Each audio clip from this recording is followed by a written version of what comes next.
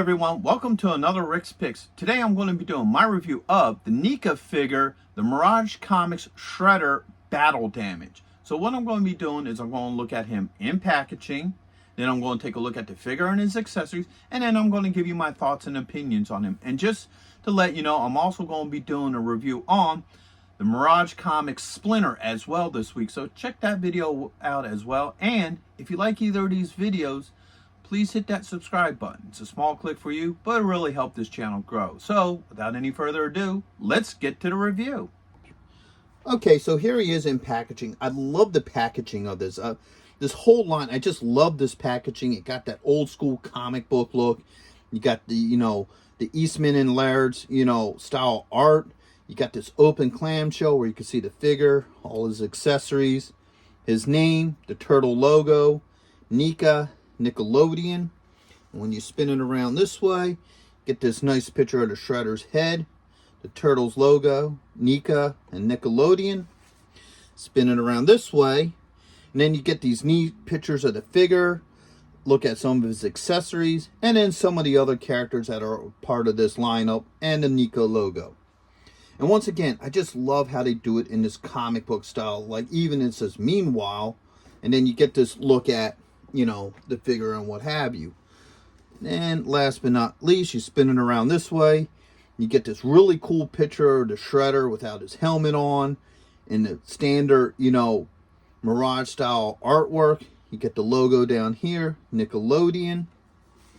Spin it around this way. You got the top of the box where you have your age restriction, your choking hazards, Nickelodeon, and the Turtles logo. And then underneath you got the SKU and your legal. So with all that being said, let's open him up and see what he's about. Hey, are you going to be in the Philadelphia area between September 9th and 10th? If so, check out RetroCon. It's affordable. They have lots of great vendors. There's going to be cosplay competitions, celebrities, and much, much more. So go ahead and check out the link in the description. And also, Samuel J. Jones is going to be there, better known as Flash Gordon. So check it out. Greg Evigan will be there, best known for BJ and the Bear, My Two Dads, and Tech Wars. Voice actress Kathy Garver will be there, the one and only Firestar from Spider-Man and His Amazing Friends. RetroCon has been taken over by the Dukes, so we got Tom Walpad, John Snyder, and Kathy Batch, Luke, Bo, and Daisy, alongside with the Jersey General representing the Dukes of Hazzards. Yee-haw! Next on our list, all the way from Cybertron, the hit rock band Cybertronic Spree. And check this out, the rare Hasbro Proton Pack as a raffle prize. Now you can't beat that. Alright, so here he is out of packaging. He's a really good looking figure. He's based off of the original first comic where the Turtles fight the Shredder for the first time and they defeat him. Alright, so this is how he was injured. They, busted him up pretty bad. Then they ran a sword through him and they thought he was dead, but he wasn't. He shows up later in the books. I think it's somewhere around, I want to say issue 9, issue 10 is when the foot shows back up. And then later on, I think it's around issue 19 is when they go back to fight the foot again. So, with all that being said, let's give him the rotation. It's a really, really nice looking figure. Okay. It's a little twisted how it isn't supposed to be. But anywho, so let's go through his points of articulation. So his head is on a ball joint. He has a shoulder joint, a swivel at the bicep, an elbow joint, and a wrist joint. All right. He does have a dorsal joint, so his dorsal does spin. He has a thigh joint, a knee joint. Okay. He has a swivel at the top of his boot. And he also has an ankle and toe joint. So he has a toe joint and an ankle joint. All right. So he comes with a bunch of accessories. So he comes with an alternate head, because they do wind up knocking off his helmet, and you see his head in his face for the first time. All right, he comes with a bunch of hands. So he has a grip hand here. All right. Grip hand, another one. All right. He has this open hand. All right.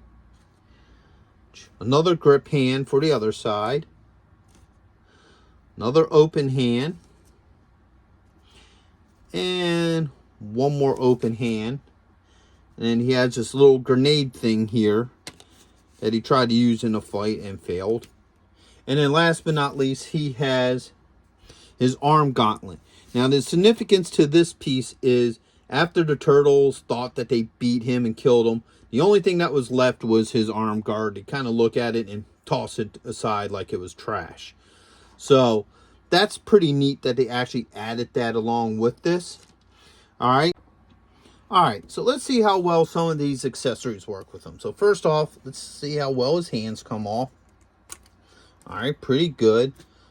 Here's the hand here. This one should be the one that you use for the canister. All right.